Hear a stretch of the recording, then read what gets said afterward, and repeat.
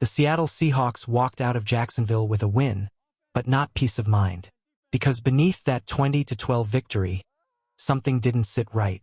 The film told a different story, one of pressure, frustration, and a battle that's only just begun. It's easy to celebrate after beating a tough AFC contender on the road. The score looks good. The energy feels high. But the truth? Seattle didn't look like a team ready to take the next step. They looked like a team still fighting themselves, especially up front. The offensive line, once the symbol of grit and growth, suddenly looked fragile again. The ground game, the heart of Seattle football for years, was flatlining. 2.3 yards per carry. That's not Seahawks football. That's survival. You could see it in every snap. Kenneth Walker barely escaping the backfield before being swallowed up. Zach Charbonnet fighting off defenders just to turn disaster into a small gain. These weren't failures of effort. These were failures of protection. The trenches, where Seattle's identity used to live, were cracking. The right side of the line, a disaster zone. Every outside run to that edge was swallowed whole. Anthony Bradford struggled to hold ground. Abraham Lucas, still battling to regain rhythm, looked a step behind. Even tight ends missed blocks that turned simple runs into lost downs. And when your running backs are fighting for their lives before the play even develops, that's not football, that's chaos.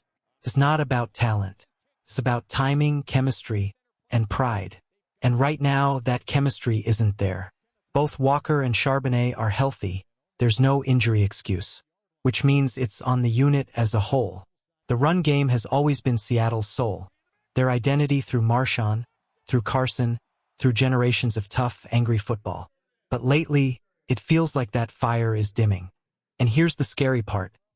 If Seattle doesn't fix this, it doesn't matter how sharp Sam Darnold looks in the pocket or how many creative plays they dial up. You can't throw forever. You can't hide behind play action if the defense doesn't respect the run. One-dimensional football doesn't win championships. It just delays heartbreak. So yes, a win is a win. But in Seattle's locker room, there's a quiet understanding. If the offensive line doesn't wake up soon, this season's promise could vanish just as fast as that pocket protection on 3rd and long. The storm is coming. And whether this O-line stands firm or breaks apart, that will define how far the Seahawks fly this year. Every great football team is built on trust.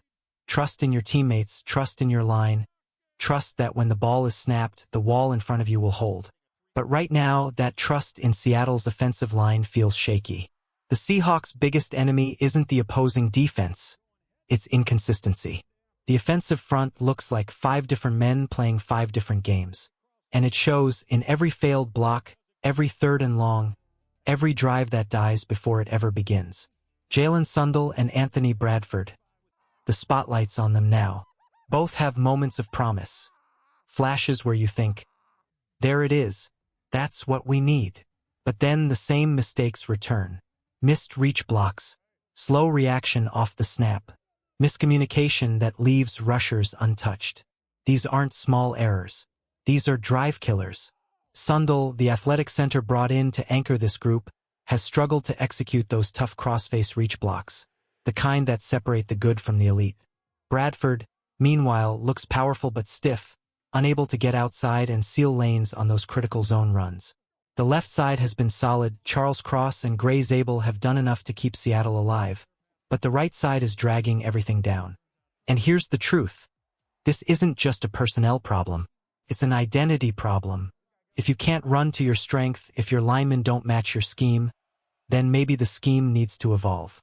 Maybe Seattle needs to pivot, to lean on power runs, to stop forcing the stretch plays that die before they're born.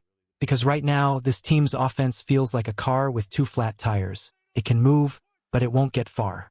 Then there's the 3rd down nightmare. 1 conversion all game. 1. That's not a statistic. That's a warning sign. You can't live in 3rd and 8, 3rd and 9, 3rd and 10. Every time Seattle faced those situations, Jacksonville's defense could play chess while the Seahawks played checkers. Too predictable. Too slow developing. The passing game isn't broken. It's just being buried under bad circumstances. Yes, some of it is play calling. Some of it is protection. But most of it, it's rhythm. The Seahawks aren't starting drives with purpose. they're surviving them. When you're constantly behind the chains, your playbook shrinks, your quarterback tightens, and your offense loses its confidence. The game stops being about attacking and becomes about escaping. And yet, even with all of this, the defense bailed them out again. Over 30 pressures on Trevor Lawrence. That's not just effort, that's willpower. The front seven saved the secondary from disaster. Because make no mistake, the coverage wasn't good, it was exposed. Missed assignments, late rotations, blown zones that left receivers streaking downfield untouched. The only reason they didn't pay for it more? Because Lawrence didn't have time to breathe. It's strange, this defense is both dominant and dangerous, but in two opposite ways. The pass rush is fire. The coverage is gasoline. And if someone doesn't balance that soon, the whole thing might ignite. Seattle won this game because of heart, not because of polish. But heart only carries you so far in the NFL. Eventually, execution has to catch up. Because the cracks in this foundation, they're widening. And if the Seahawks don't start fixing them now, this win might be remembered not as momentum, but as the calm before collapse. It starts with one play, a fake bubble screen, a moment of hesitation, and suddenly Brian Thomas is gone. Untouched, wide open, the ball floating into his hands like it was meant to be. Touchdown. Just like that, Seattle's down 6-0 before anyone can blink. And you could feel it, the frustration, the disbelief. How does this keep happening? It's not just a coverage mistake. It's something deeper, a communication collapse echoing through the secondary. Without Julian Love, their vocal anchor, the Seahawks' backfield looked lost. Guys glancing at each other before the snap, unsure who's got the flat, who's got the deep third. It's the kind of confusion that turns smart defenses into broken ones. Nicky Menery and Shaq Griffin bit on the fake bubble, leaving Thomas alone in the corner. One lapse, one missed call, and it was déjà vu all over again, the same kind of blown coverages that haunted them against Tampa Bay. Only this time, they got lucky.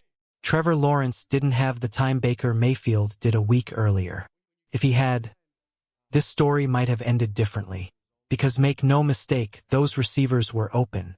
Free runners down the sideline, crossing routes slicing through zones like knives through paper. The only thing that saved Seattle was the chaos up front. The relentless defensive line making sure Lawrence never saw half the field before he hit the turf. That's the thing about this defense. It's talented enough to survive its own mistakes. But survival isn't the same as dominance. There's a fine line between being resilient and being reckless. The Seahawks walked that line all afternoon, leaning on pressure to cover up poor communication, trusting that their front seven could erase whatever mistakes the secondary made. And for now, it worked.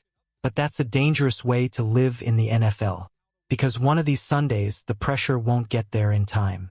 Still, a win is a win, and this one mattered. They beat a playoff-caliber team. They overcame injuries, confusion, and chaos. They kept swinging. That counts for something. You can see the potential, an 11-win team buried inside the mess. A group that, if it just gets healthy and finds its rhythm, could make a real run at something special. But potential isn't enough. Not in this league. Seattle's defense has heart, you can't question that, but now it needs clarity. It needs Julian Love back. Needs a voice to steady the storm before these small cracks become something bigger. Because if these blown coverages continue, all the pass rush in the world won't save them next time. For now, they live to fight another week. But the clock is ticking, and if the Seahawks want to be more than just a team that survives, they'll need to start playing like a team that communicates, trusts, and finishes. Sometimes, survival is its own kind of victory. The Seahawks walked into Jacksonville shorthanded. Not just missing players, but missing voices, leadership, and rhythm. The heart of their secondary was gone. Julian Love, their communicator. Devin Witherspoon, their lightning strike. Reek Woolen, their shadow on the outside. 3 cornerstones ripped out, leaving a defense held together by tape, grit, and backup dreams. And yet, they still found a way. You could see the strain, though. Every time the Jaguars lined up wide, every time Trevor Lawrence shifted protections, you saw heads turning in the Seattle secondary. Eyes darting, hands gesturing, questions floating in the air that couldn't be answered before the snap. It's not that they didn't care. It's that they didn't know. This wasn't the defense Pete Carroll built in the summer. This was the version born out of necessity. A patchwork of practice squad warriors and second-string fighters thrown into a storm and told to survive. Shaq Griffin, a man who wasn't even supposed to be on the field this month, lined up, stared down NFL-caliber receivers, and fought for every blade of grass. That's what makes this team special. They don't fold. They adjust. They fight. But you can feel it. This team is 1 week, maybe 2, from turning into something terrifying. When Julian Love returns, communication becomes sharp again. When Witherspoon is back, energy crackles across the field. When Riq Woolen clears concussion protocol, the sideline becomes his hunting ground once more. Then the Legion of Boom spirit breathes again, not as nostalgia, but as evolution. Injuries come for everyone in this league. It's not about avoiding them, it's about enduring them. Seattle is doing just that. They're fighting through the fog, waiting for the sun to rise on a fully healthy defense. Because when that day comes, the rest of the NFL better take notice. Imagine a secondary with Witherspoon's fire, Woolen's speed, and Love's leadership, all clicking in rhythm. That's not just scary, that's terrifying. And here's the craziest part. Even now, with all those pieces missing, they went across the country, battled a playoff contender, and still walked out with a 20-12 win. That's not luck. That's culture. That's heart. Seattle isn't perfect right now, but perfection isn't the story, growth is. And as this team heals, learns, and tightens its grip, one truth is starting to echo through every locker room in the league. The Seahawks are coming. And when they're healthy, they might be unstoppable.